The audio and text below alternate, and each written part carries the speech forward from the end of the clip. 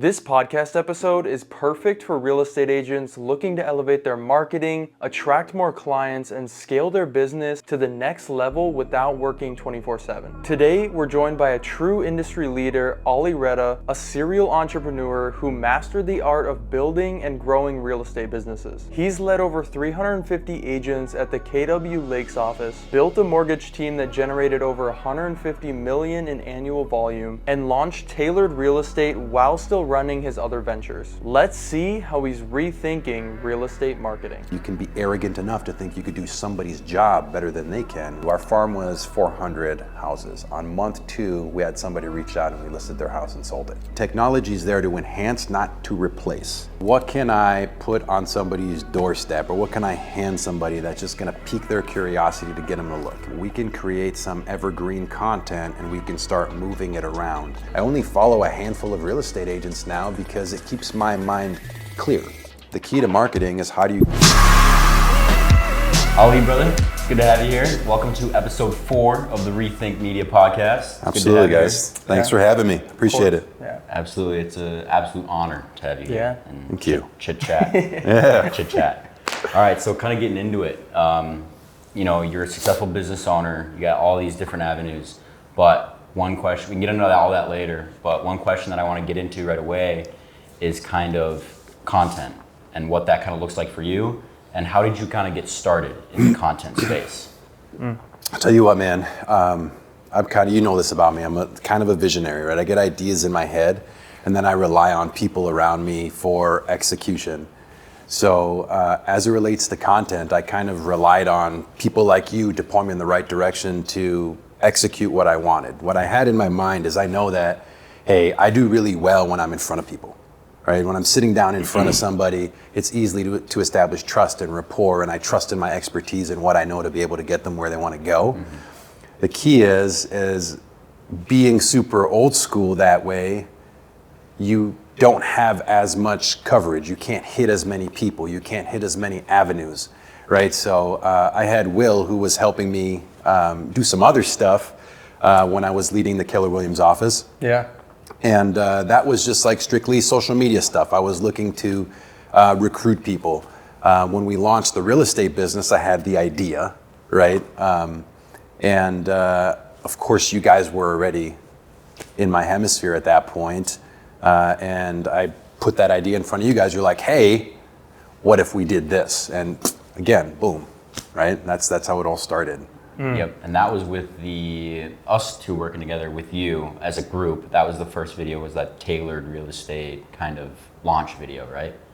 Yeah. There was the initial launch video. You guys had been doing short form content before I jumped into the mix. Yeah, exactly. So there was the launch video and then there was the neighborhood stuff. We'll get into both, but the launch video itself, we came to you, like we knew as Taylrd Real Estate when we came together, we're just like, man, this is gonna be big.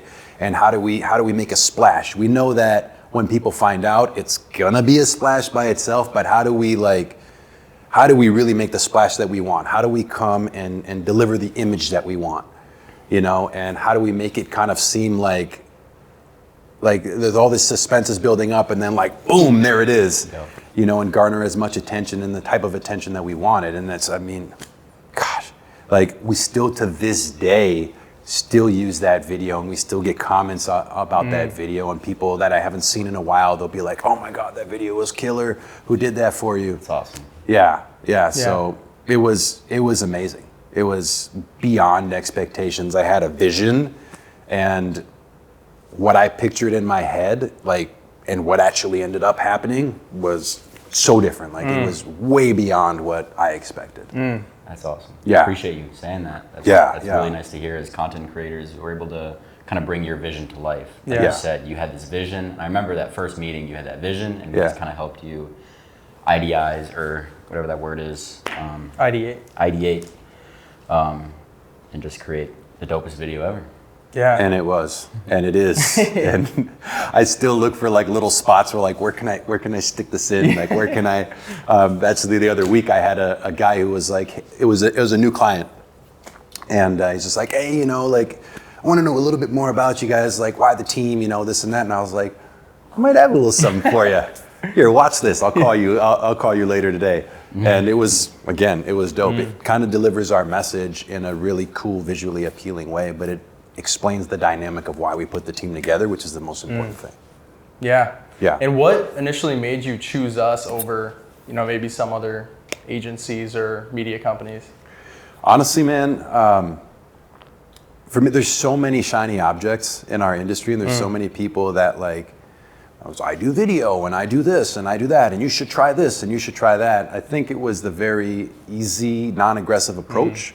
You guys kind of have a calmness about you, and you're both very different, right?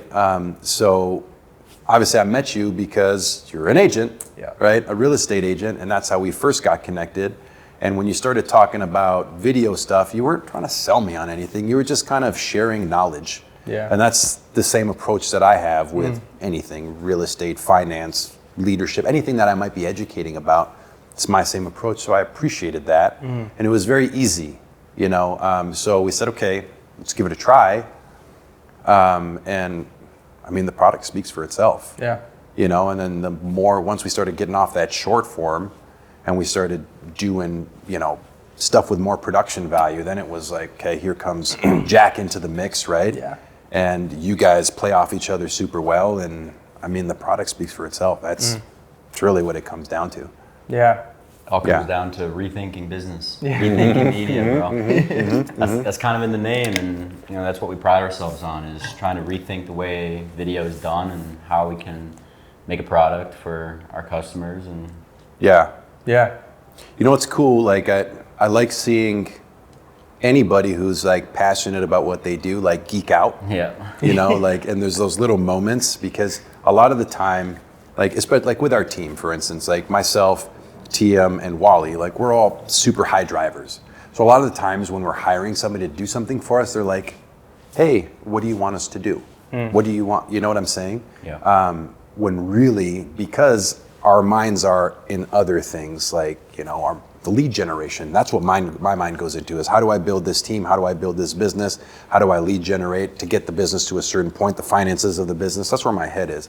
So when I have a project, I just want to come in and say hey, here's kind of what I'm seeing. You tell me what to do. Yeah. And you did that. You both did that. You're just stop me and just hey, stand there for a second, look over there, and you're just I don't know what you're doing. Remember the opening of that video? It was you had us each. I was like, Ali, sit. Yeah. Okay. Yeah, and you just start moving in and out with the camera. I'm like, I wonder what this guy's doing, But then it was this crazy opening to the video. Yeah. So I think I kind of want to attribute that to you. You kind of planted that seed in my head as if there's any other content agencies watching, I think I get so in my head oh, what does Ali think of this video? I want to make sure that he likes it. I want to make sure the client likes it.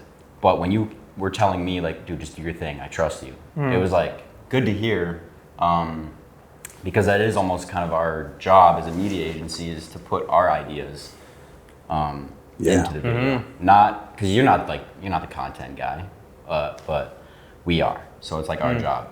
We got to kind of take lead on that. And yeah, naturally, you guys are going to see angles that I don't. You're going to see things. You see shots I don't. I just see an end product, kind of, roughly in my brain. I'm here's kind of what I see. And you guys, your job's to bring it to life. And I mean, you gotta have creative freedom to be able to do that. And I think that's, for me, I pride myself in that, in how we operate in our business and in any business that I have, is letting the right person lead, whether it's me leading a client or whether it's somebody within the team that has expertise that I don't, right? Letting them lead in certain areas. Yeah.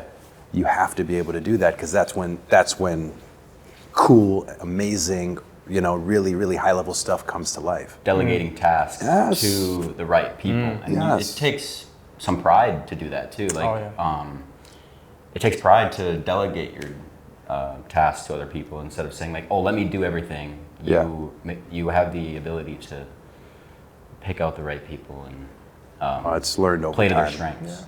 It's learned over time, because part of being a high driver is the ego can come up, right? And you feel like you can do it better than other people, and sometimes you can be arrogant enough to think you could do somebody's job better than they can. Like when it comes like, do I want that job? No, that's not what I'm great at. I'm hiring somebody for a reason, right? So you have to empower those people to let them do it, and that's something I learned a long time ago. Like let go of certain things so I can focus on what's my 20% that's going to get me the bulk of my results. I got to focus on that, and then trust other people for the rest of it. Yeah. Was there like a moment when you were growing your business, when you were younger, that when you realized that you do have to branch out? I can't do everything on myself. Yeah. I mean, it was several times in my career, but I think the biggest thing that gave me the push was during COVID. That was like the biggest lesson where it's like, hey, you have to let go of things. I decided at that point we were just drowning in business, right? If you recall, during COVID, interest rates dropped to like 2-3%, right? And I was in the mortgage business, and I had decided I wanted to step out of production at that point, but I was still I was trying to control every step of the process while trying to let go, and it wasn't possible, so that was the time that I really made the decision, like, hey, you actually need to hire somebody that is going to take this thing over, and then what is it that you want to focus on, and just focus on that. So it was during that time, and that's when I decided. I was like, okay, I'm getting out of production. All I'm going to do is lead generate, help get this business, from self-employed to an actual functioning business where I can be a business owner. It doesn't need me. I can step out of it and go work on something else. What do I need to do that? And what steps did you do for your mortgage company, for example, to be able to kind of step out of that? Well, I hired a high performance coach. That was huge for me, right? Because you need somebody who's going to challenge you. A lot of the times when you're leading a business, there's people are asking you, what to do. So who do I go to? So I hired somebody for that, and that was instrumental. Number one was making the decision, right? Number two, once you make the decision, okay, what needs to happen in order for this to work? And then number three, set a timeline, right? You've heard SMART goals, right? Make it timely. That's it. Once I did that, then it was just a matter of executing a plan. And the first step was hiring Ryan Molstead, right? And bringing him on and getting agreement with him. Like, hey, you're going to take this thing over. Do you want to? Okay, here's what it looks like. Let's develop a plan, bring him in on it. We need to hire some other people. And that's what we did. Wow. Then it was just executing a plan. But as simple as making a decision is really the answer to that question. You just have to make the decision, and then plan follows. That's good. Yeah. What about the early short form days with you and Ali? Yeah, because I initially just reached out as an agent, and that's when I was an agent and starting, this content agency, and we just started creating, quick reels about recruiting. Was it recruiting other agents, or was it? Yeah. It was my goal was to coach other agents, right? And part of my job was recruiting. Yeah. That I was trying to establish myself as a leader, and as somebody who was respected by real estate agents, not for mortgages. I'd spent, a decade and a half being the guy, and people know me when it comes to mortgages. So how would I establish myself as a leader when it comes to real estate agents? And I mean, that was a big part of it. It was easy to the people the 300 some agents that were in the office, they saw me on a regular basis. They attended my trainings. They had one-on-ones with me. But the rest of them, when I would call them and try to set an appointment with them or whatever it may be, or how do I get them to reach out, it's the videos. Yeah. They would see the content, and a lot of them would reach out. Or when I would run into them, they'd be like, they'd already know. Yeah. And then a lot of them would seek me out because of those videos. And it was just little pieces of value that I would just give. Yeah. Yeah, that was the biggest thing, and something you do well is you give out a lot of value.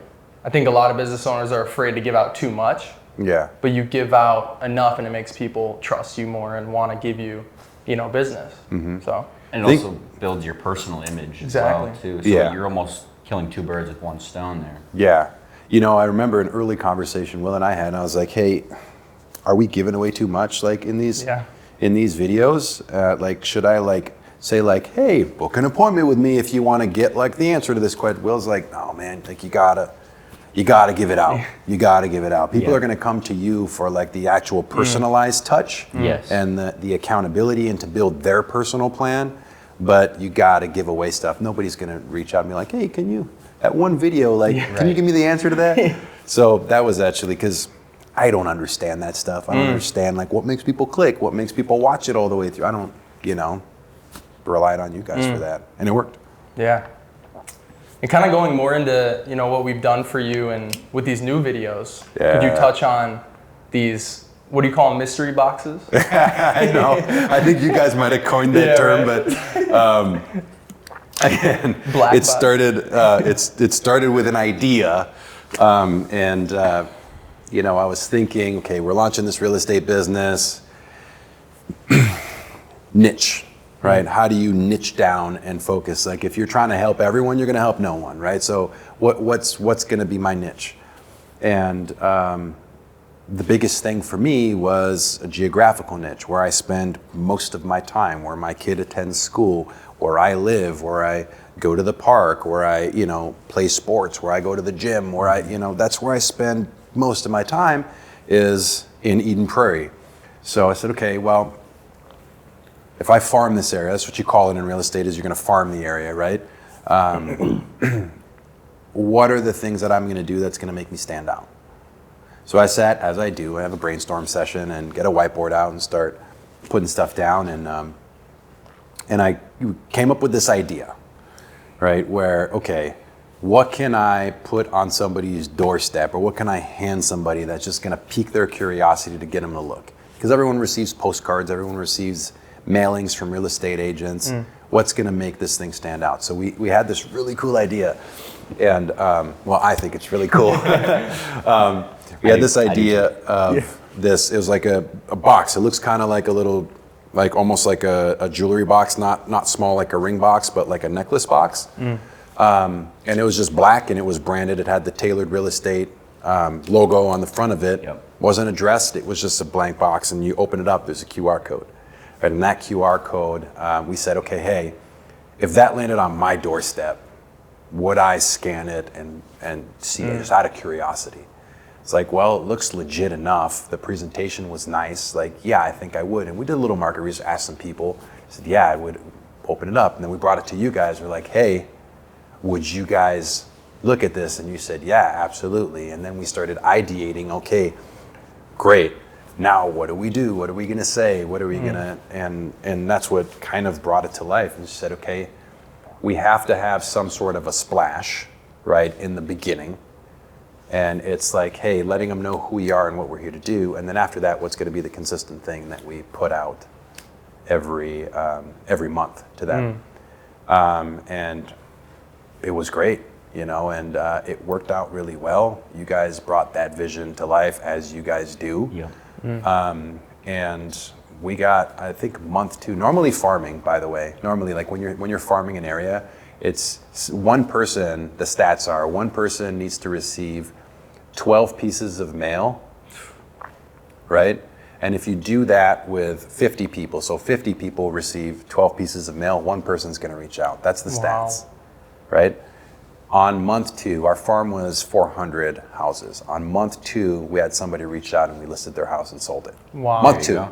Wow. Month 2. So we did something different, and it stood out, and you guys totally brought it to life and made it easy and simple and gave us some ideas, like where do we shoot? How do we shoot this? How do we keep it concise and give them something but pique their curiosity? Heck yeah. Killing it. We're still doing it, Yeah. and it's, we're thinking about how to expand it now, but it was an amazing idea and it worked. Still is working. That's so good. And we talk about that a lot. We call it disrupting the market of content, though. And like doing things different from all these other creators. Like no one's gonna watch the same video, over and over. So how do you make that different? Yeah, 100%. And that's where, like, you guys have a different language, right? Yeah. I don't like how you talk, and there's probably a little bit of an age gap there too, like between us. But I love that because you talk about like, how do you disrupt, right? And how do you do something that's super different? And the people that are hyper successful, they're the ones doing something different. Yeah. You know what I mean? And then beyond that, I can do what I do. For me, it's consistency, right? Discipline, consistency over time. You guys come in with the ideas like, how do you make a splash?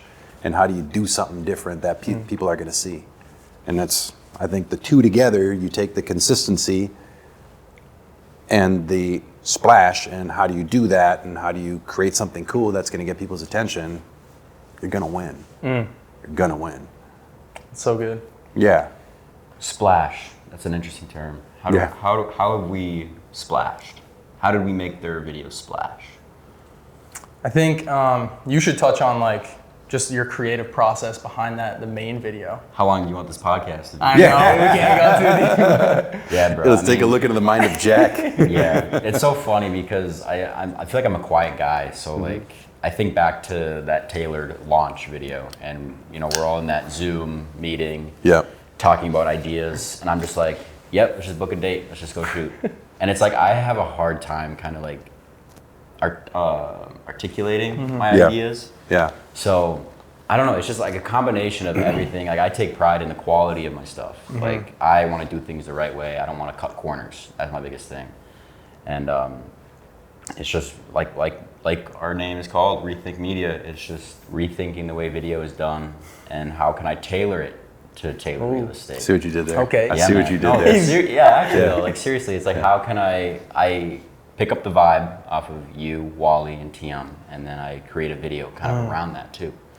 It's it's an elegant, professional, fun video. And you turn it around super fast, by the way. Like, can we just note that? Oh my god! Like it was turned around in like 24 hours, and I was like, really? Yep. Like there must be something wrong with it. Let me look at it quick. And I was like, oh my god! I showed them, and they're like, really already? That quality? Oh man! Let's go. Yeah. Let's go. Yep. Yeah, we appreciate you guys. It's been super easy and fun to work with each other, and looking forward to the next steps. Speaking of next steps, what would be kind of like the future of content within your business, and how do you see that shaping out? Yeah, it's a good question, and this is kind of like what we've been talking about is like, what is that next step, right? Because we're obviously where we started this like the mystery box, what you guys call it, campaign. It's great and it's worked well, but it's super laborsome, right? Because like we're ordering all these flat boxes and folding them and putting them together. I mean, putting stickers on them and cutting out QR codes, doing all kinds of stuff, and then you're hand delivering them all. You can't cover that much ground, right? When it comes to that, so we're figuring, okay. The other thing is that when you do something like that, like if somebody starts receiving, if they receive this box once, they're like, oh my god, cool. Right, and they receive it the second time, they're like, oh yeah, I remember this thing. After that, it starts to kind of lose its flair. And we started to see that. So we're like, okay, cool, I guess we need to rethink this. And how do we expand? So we started talking about, okay, these boxes, maybe this is a thing that we can create some evergreen content and we can start moving it around. If we say, okay, people are going to receive maybe the campaign, and when we move into a new area or a new neighborhood, it's going to be they receive, maybe it's 2 boxes, maybe it's 3 boxes, maybe it's a quarterly box, and it's just to get your foot into the neighborhood where people know who you are, and then we start hitting them at a higher level, but it's cheaper and less laborsome. So these are the things we're thinking about, and that's we actually intended to sit down with you guys and figure out like how can we do this? And can we create like maybe a series of videos? This is like the first one, the second one, the third, and we just rinse and repeat, keep it evergreen, and then we start touching other neighborhoods because we've proven the concept already. So how do we expand on it? Because I don't want to be like in a couple years, like still folding boxes and delivering it house to house or dragging my 8-year-old. Right now I can tell him what to do, but in a couple years he'd be like, Dad, I don't want to be doing that. So that's kind of like where the thought process is going, and then we're going to bring on some people and grow the team. That's the goal this year, is to bring on a couple more agents, and but we do rely on you guys for like those types of ideas, and how are we going to take this thing to the next level? Because I know what I want it to look like. Yeah. Yeah. Yeah. Have you thought about adding the neighborhood folks into video? Say more. Like, make them a part of video. I don't know how, but this is just an idea. But Like the clients themselves, the people that live in the yeah, neighborhood. like the houses that you're dropping these boxes off. I don't know how you could involve them in a video, but Yeah. Well, there's. that could. Yeah, I mean, you might be an onto avenue. something. There's a really cool story behind like the house we just sold over there. It's a one cul-de-sac over from where I live, and we sold it in like 0 time off market, like for way more than what they want. It's a pretty cool story. I mean, that could be a way potentially Like almost tell their story. A case study. Yeah. Yeah, and then With share them. it. That would be, yeah. And then share it. But do we send boxes? Do we like, that like that's, I don't know. I mean, you guys, obviously your part is like the video stuff, but I also I rely on just your, like, hey, how would you feel if you received, like, maybe I've already received 4 boxes if I received this one, but this one has a really important message. I really want them to look at it. How do we, if I delivered that box, is it going to be the same thing, right? And that's not something we need to answer now, but those are some of the things, like, our future discussions on, like, how do we do this? Yep. Because I have the idea. We tell this story. How do we do it? Yep. True. You know? We'll think about that. Yeah. Yeah. That's good. And I just kind of want to touch on this. So earlier you mentioned to me you're like a serial entrepreneur. So I wanted to ask you, first of all, what that means. Yeah. And we'll just start there, Yeah. I did say that, didn't I? Well, I think, like, more specifically, like, I really enjoy building businesses. Yeah. What I happen to do is finance and real estate, but it's not 100% about that. I do really enjoy that. I do really like houses and walking through houses, but it's more so I like what it can do, what real estate can do for people, and what understanding your finances can do for people. But as far as being the serial entrepreneur, what I try to do is I want to build a business that can operate independent of me, and then let it go and let it operate on its own. And then I'm going to go over here and try to do it again, but in a different way, right? And in our industry, my industry that I'm in, real estate, there's a lot of businesses that happen around it. So like when I find a real estate client, we are sending it out to potentially 6 to 10 other businesses that are getting paid.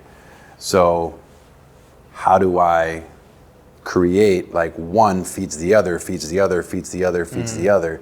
That's really what drives me and what I'm interested in doing. It's not, I'm going to work in each business long enough to understand it, know it, be able to lead it, but then eventually I want to bring somebody in to run it, step back, and then go build the next piece.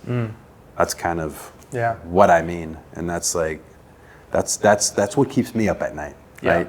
He stays up at night thinking of the perfect shot, right? I'm watching YouTube. Oh man, there's exactly. You're up, yeah. Yeah. I like the direction that you're taking it too, because you really care about helping other people. Yeah. Yeah. And you're not doing it for yourself. You're doing it for other people. Yeah. That's what I've noticed about you too. Yeah, and that's honestly what it's about. If you help enough people, then you'll probably do pretty okay yourself. Yeah. Yeah. It's kind of how you get fulfillment. That's what it is. And like, we all have our reasons and the things that drive us and so on. And like, my dream is to be able to give my little dude options when he gets to that point, right? We all want the best, for our kids, our family, and this and that. I'd love to have them just have some different options, like, hey, here's this business, or here's this few businesses, or here's this real estate portfolio, or here's this, whatever. You can work in it, you can just own it, you can sell it, you can, whatever. But that's really, like, to me, like, when I think of that just lights me up, and gets me super excited, because that's always something that, like, I wished I had, growing up. How about a sneaker business? Sneaker business. Is that an avenue you're thinking about getting into? No, man, I'm just a consumer. I'm just a consumer with a sneaker problem. Yeah, absolutely. What if Zane says, "Dad, I want to sell shoes"? Oh my God. Maybe you gotta build that for him. That's like, nah, buddy. Well, who knows, man? These kids are coming up creative. You know what the biggest thing he's saying to me right now? You want to guess what he wants to be? A YouTuber. Wait, yeah. Yep. Say no more. That's exactly it. He's like, Dad, I want to be a YouTuber. I forbid him from watching YouTube right now. It's scary, dude. These rabbit holes that they go down, but. It's probably a good topic to get into, like as a dad. Like, how do you, I don't know, do you monitor what he's watching online and content and social media? And It's so hard. This freaking mammoth of a content creation. It's hard. It's yeah. hard. Like, I put all the protections and stuff like that because he was Googling some weird stuff, man. He was, or not even, it was like he was putting in YouTube, searching, how to hide things from your parents, right? And I was like, he was doing it when he was 6. I'm like, you don't even you don't have to know how to spell properly. Like, they just hold the thing and right, and they say what they want into it, and then it pops up. I was like, wow. Especially with AI and everything now. Yeah, and there's all kinds of YouTube videos that'll pop up. I'm like, here's how to he's not doing. I mean, he was 6 at the time. He's 8 now. Right. What's the worst he's gonna do? But oh my God. Eventually, he's gonna be able to get into Yeah. It'll be interesting to see how it kind of shapes the younger generation. I don't know. I think there's more knowledge out there for sure. I think. Yeah, you just got to try to teach them to use it correctly. I was gonna say, I think my future days when I become a parent, I'm gonna think the same way. Who knows where it's gonna be content, but I'm gonna definitely keep that in mind. Yeah. Is how to manage it, because it's definitely different than it was when we were growing up. Yeah, that's for sure. They're saying now that, our generations change every 4 to 5 years ish, like our personalities, all these things. And Gen Alpha it's down to like 2 every 2 years. They're just like a new person.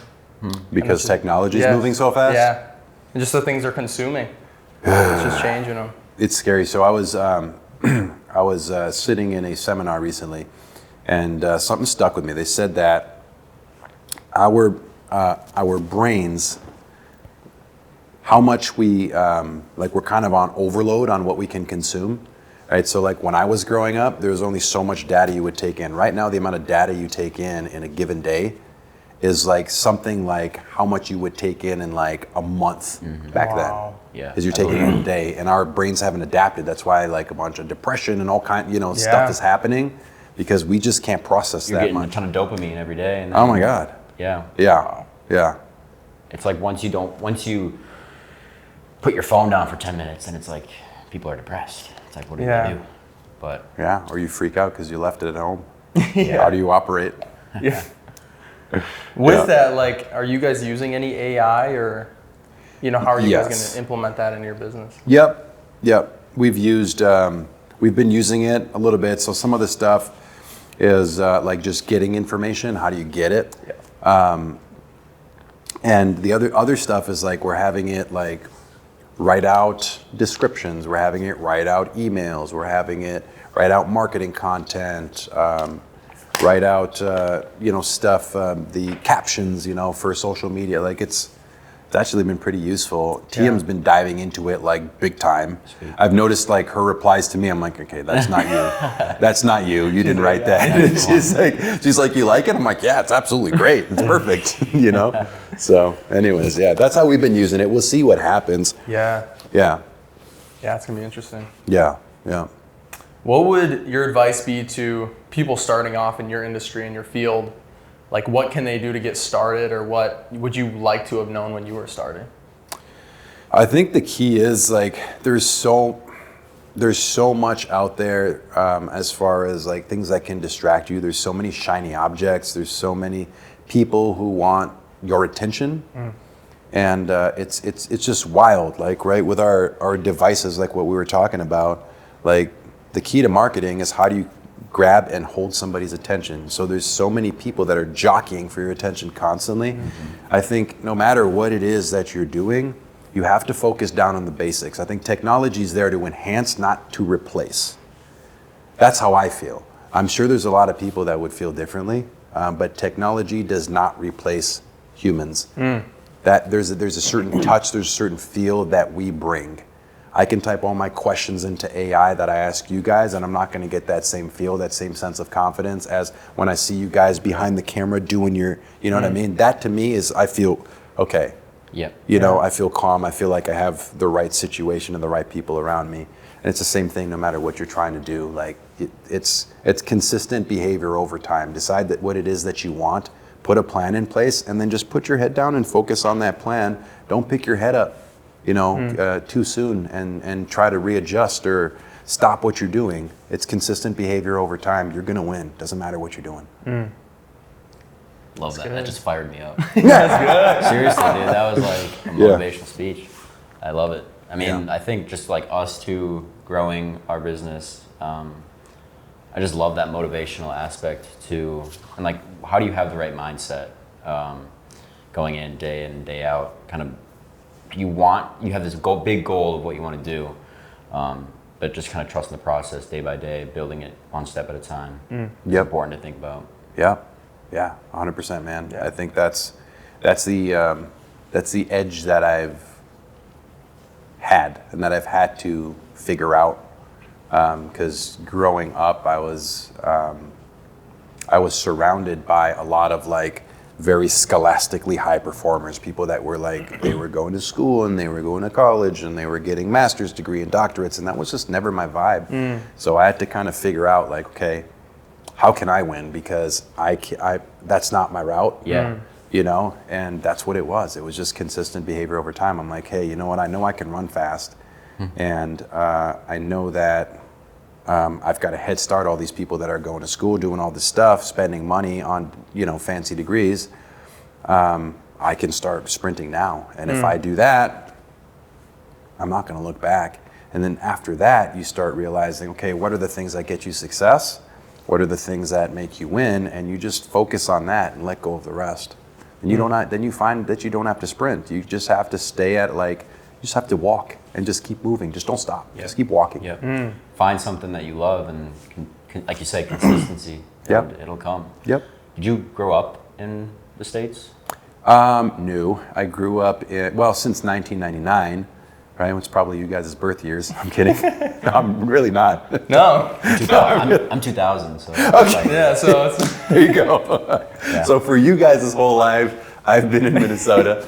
But I grew up in Toronto, Ontario before that. And my family is born and raised in Egypt. So they immigrated to Canada.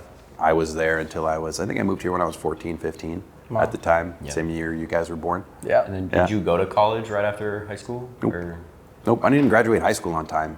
Wow. When I moved from Toronto to Minnesota, I was upset.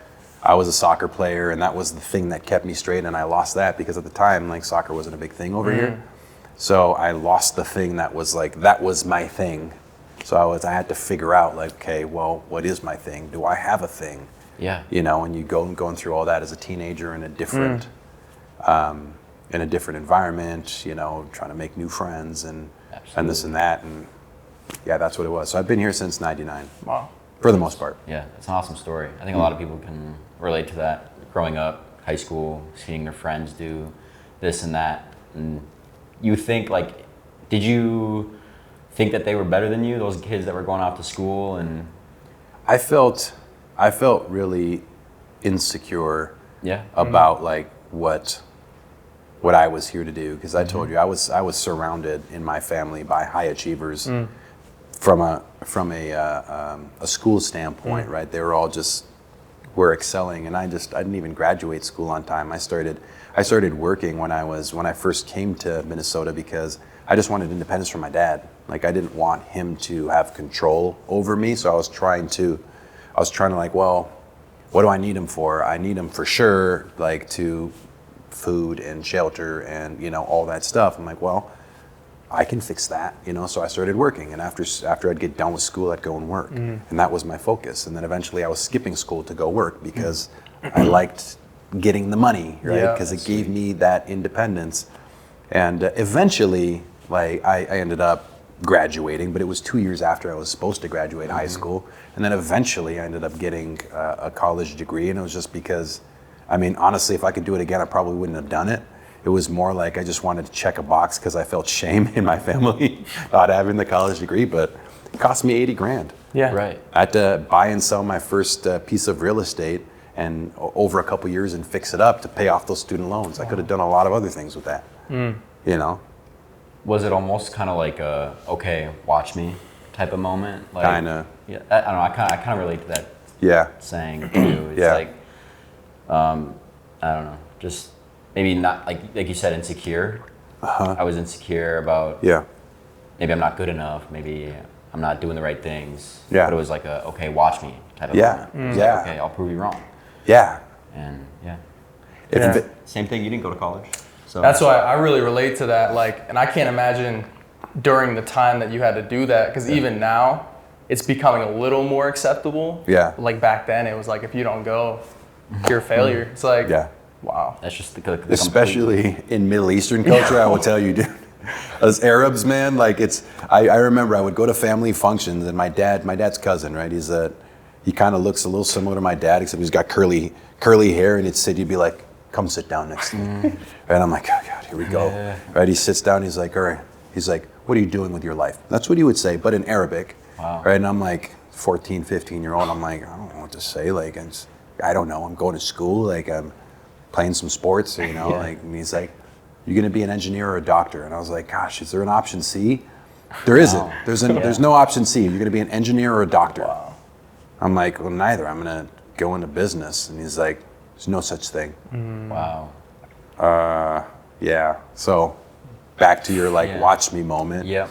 I kind of had a chip on my shoulder for a long time. Absolutely. For a long time. It like through my 20s, 100%. You know, chip on my shoulder, probably into my early 30s. I was just like chasing dollars because that to me was like the proof. Yeah. You know, like all of these, I've got cousins who are doctors. I have my sister's master's degree. Her husband has an MBA, you know, all kinds of, you know, my dad is just a natural genius. He knows everything about everything. Wow. Right? So I'm like, if I out earn you, that's my proof. And I did, but here's the thing, it didn't make me feel better. I was gonna say, No. is that almost like a toxic way of thinking? Yeah, absolutely. Yeah. That's your own, like at some point you're gonna get to a certain point where like you gotta face your crap.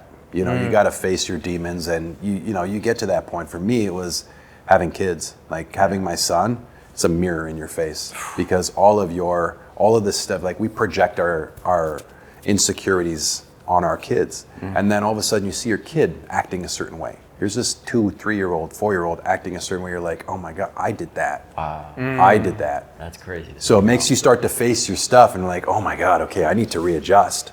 You know, like the world just has a way of humbling you over and over and over again. And that's what it was for me. Like for me, it's not, long time I was chasing money. I'm not anymore.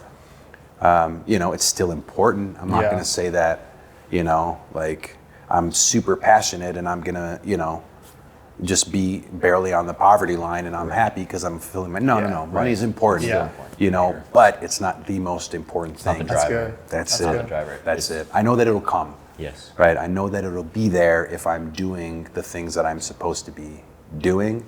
Yeah. It'll come. It's not the driver, like you said. Good. And going Yeah. into that, what is your driver? Man, it's What keeps going. you going? It's going back to that, this like the legacy stuff, and Yeah. it sort of sounds kind of cliche, right? But coming full circle on like when I came to Minnesota and stuff, and just feeling lost, and I wanted so bad for like I wished my dad had like a business that I could jump into, you know, and he didn't. He didn't. So I felt like I had to figure it out on my own. And my dad is super smart, right? He's literally like genius level, super high level IQ, like to the point he's almost like socially awkward, you know? I'm kidding, right? Yeah. If my dad sees this, I am kidding, right? But kind of. You're so smart that you're awkward. Yeah. That's a great You know, compliment. but he wasn't super, like his strengths weren't in business. Yeah. So I never really had a lot of guidance. I kind of had to just go and figure things out for myself. And right now I'm thinking, okay, how do I how do I give Zane those options? How do I build enough things where like he's got some options, and maybe he decides like he's taking more after the family in that like he's super smart. He's performing on his aptitude tests way above, like in reading and writing and math and all that stuff. He's doing really well. Sweet. So maybe he goes that a different route, but I just want to give him options. Yes. You don't want to force him into anything. Exactly. No. Just say, hey, these are here. Yeah. I'd love, like right now, even in our office, there's some teams like where they're bringing in, like they have like a son who's coming in and mentoring into the business. And I think about that, like I take Zane with me sometimes to the office, and he loves it, and he loves doing stuff, and he takes part in certain things. And that's cool. If he decides to do that one day, cool. Yeah. If not, he has the option. And that to me is like, that's the driver for me, is like, is the legacy. It's the providing the freedom that I didn't have. And then also selfishly, I want to have that freedom too. Yeah. For sure. You know? Yeah. Yeah. That's good. That was a good talk. Thinking back to content, video content. Were there any challenges that you noticed when trying to do content before we came into the mix? Yeah, that's a good question. As I was transitioning into launching the real estate team, before that, all of my lead generation and the people that I would talk to, like in my social media stuff, I would be talking to real estate agents. And then when we first started, that's what I was doing. I was talking to real estate agents. I don't know how to do that. I've been doing it for a long time. Yeah. But transitioning, like when we launched Taylrd Real Estate, I'm not talking to real estate agents anymore. It's a very different conversation. It's not a business to business conversation. It's a business direct to consumer conversation. And I struggled with that. Like, how do I wrap my mind around that? How do I communicate differently? How do I start to talk about different things? And I felt like, man, I feel like we're boasting too much. And I see a lot of people doing that. How do I do that in a way that's authentic to me and that's authentic to us and our brand and so on? And that's been like probably the biggest place that I've been kind of stuck in my head, and I've needed to relearn some things because I didn't really know how to do that. I don't think I'm fully there yet, but I think it's a conversation that is taking place, and as we do more content and as things are, different shoots, and we have the Eden Prairie mystery box campaign, and we continue doing that stuff, we're getting good results, and it's becoming easier, and I'm feeling a little bit more authentic as we go, but it's hard. Sometimes I'm still in my head about it.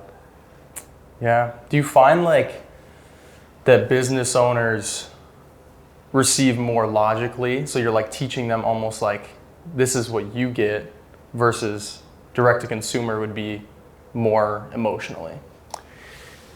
The biggest difference, I think there's a stark difference. Yeah. And when you're dealing business to business or business owner to business owner, there's a certain etiquette that comes with it. If you're going to take the time to compose something, a message, and put it together nicely and draft it, however, whatever your mode is, and you give them some sort of communication, you can expect a response from most professionals, right? Direct to consumer, you have to think a lot more what's going to get, because there's so much that is jockeying for their attention. Everybody, everywhere they go, there's things that are trying to grab their attention, and there's not that professionalism. They don't feel obligated to respond to you because you're not in the same business. They're not going to see you at the next function. They're not going to have to face you, right? So they can hide behind a screen or a telephone. How do you do, we call it a MOFR, right? Which is make it offer for immediate response. How do you do that? How do you get them to like do the thing that you want them to do, to reach out, And that's a lot of our conversations that we've been having, like with the Eden Prairie Farm videos. How do we do that? How do I have an offer there at the end? How do I have a call to action? What does that look like?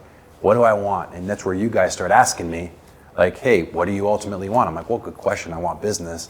Okay, what's the first step to getting business? Well, maybe we get them requesting a reach out. Okay, how do you do that? Well, people want the easiest thing, right? There's the whole, do you have them fill out a form? Do you do comment this word below? All of that. And that's where like, you guys know that stuff. I I don't know that stuff, and I don't think that way. Yeah. Right. You know? Yeah. What do you think? You think it's emotion? I think you have to strike. I think that's important. Is striking an emotion. Yeah, I think even just from what you were saying, like on those call to actions, the biggest thing is like giving them some kind of value. Because like you said, like they just want value, and like how we've talked about. And so if you can give them, you know, comment this and we'll send you our free guide of how we got this client X amount of dollars extra on his sale, like that's huge.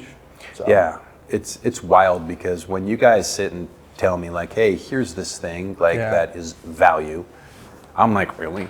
I'm like, that's valuable? But that's literally how we got our first client. You know what it was? It was we said that we would go and appraise their house for them, tell them what their house was worth. That's it. Yeah. I'm like, there's so many places that you can do that. Why would that be the thing? But that's where I trust you guys. And, you know, like, hey, here's some different things. Like you said, here's a guide. I'm like, really? Yeah. That's well, to you guys, it's so, you're just used to it. It's like every day you're like, we already do this. You don't think that would even be a crazy thing. You know something cool that we did recently? Because I wanted to get a better idea of what consumers are seeing on social media. I went through because most of my social media is industry people, naturally, right? So I was following, I don't know, it was a few thousand people. I ripped it down to like 400 people. Wow. Because my social media feed it's all real estate content, right? So when I go on there, I'm thinking it messes with my head because when I want to put out a piece of content, I'm like, I've seen 17 people do it. Yeah. That's you a know? good point, actually. Yeah. But our clients, the people we're speaking to, aren't seeing the same thing. When I go to my friends' content, it's all like politics, you know, or it's like, depending on what they are, or it might be like our dude that walked in, you guys' next client, it might be all cars. Right, yeah. You know, that's a good point. Yeah. What are the things that they're looking at? So I stripped mine down. I only follow a handful of real estate agents now because it keeps my mind clear. Yeah. You know? And then I can speak to them better because I'm less in my head about like, well, everybody's doing that. Right. Not to them. It's interesting you say that because I actually have a second account that's called Will's Swipe account. Okay. So I'll use that one if I'm going to go get inspiration or ideas. Got it. My main one is like not. Will Swipe, is that where you keep the OnlyFans? That's crazy. That's funny. All right, I know I'm going to add when we leave here. Yeah. That's good. But yeah, it's nice to have just kind of a clean slate look. Yes. You know, I didn't think of that until very recently. I think it might have been, I think actually it was Tiem and Wally, both of them. Tiem did it first. Wally talked about it. Tiem did it.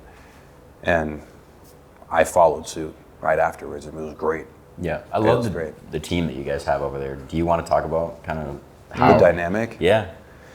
Yeah, you know, it's interesting because on paper, if you bring a bunch of alphas, you know, into a room and try to like try lead a business, the odds are stacked up against you. Yeah. You know, so it was interesting the way it came together. I mean, what we need to do is just kind of make space for everybody's expertise and let them lead. And not to say that it's been easy. It's not been easy. It's been difficult, and we need to reset a lot. But it's normal. There's challenges. Yeah, you know. But the idea is everybody has their strength, right? So Ryan Walseth, Wally, he's a connector, and he's recognized in the industry as that, and that's where he gets a lot of his business. He's kind of like the center that people have in their, they're like, hey, if I want to be connected to whatever, you name it, Wally's the guy. Even I use him. I'm pretty well connected, right? But I'll ask him for things sometimes, and he's really good at doing that. And it's just part of his day. He's constantly wanting to connect people. That's his superpower, and he gets a ton of business from that. A lot of his stuff comes business to business. Yeah. Right? Have you seen his stuff, this campaign that he's doing right now? One day he's doing a vendor every single day. I saw that story yesterday. Yeah, shouting out a vendor every single day. So that's him. Tiem has a very, very, very unique touch that she has. Like if she touches, whether it's a transaction or it's another professional or whatever, she makes you feel at home. She makes you feel at ease. She makes you feel seen. All of that. She makes the process feel good. She adds an air of luxury to it where you feel like it's a high level process that they're. I would say she's very memorable. Like, Yeah. it's a good word. Yeah. Like even from the first shoot that I had with her, I was like, okay, she's like a presence. I don't know Yeah. how to explain it, but yeah, 100%. for sure. She has this presence about her, and she has a way of making people feel easy. And she's very meticulous, so that's very good because sometimes, just run fast and we'll miss little details. She doesn't miss details. She's a details person, and me, I bring a little bit of a couple different things, like the financial background, which is huge, being on the mortgage side. It's very nice to be able to bring that when we're dealing with sellers, buyers, investors, just being able to do that quick math and break it down for them. That's awesome. Also, team building is the biggest thing. Is I've built teams, I've led teams over my career, from smaller teams, 5 people, 20, 30 people, to 350 people. Yeah. And anywhere in between. So, kind of structuring that and understanding the model of how we're going to grow and helping keep the ship on course there. That's what I bring. You put that all together, you've got a pretty unique value proposition. And I think that, as we start adding people, right now we're getting the systems down, but very soon we're going to start adding people, and I think I know it's going to be something pretty cool. I'm really excited, more than I've ever been with this business about, anything else that I've, built or had a hand in the past. I'm really excited about this one. Yeah. It's going to be cool. We're optimistic for you too. Great team. Great team.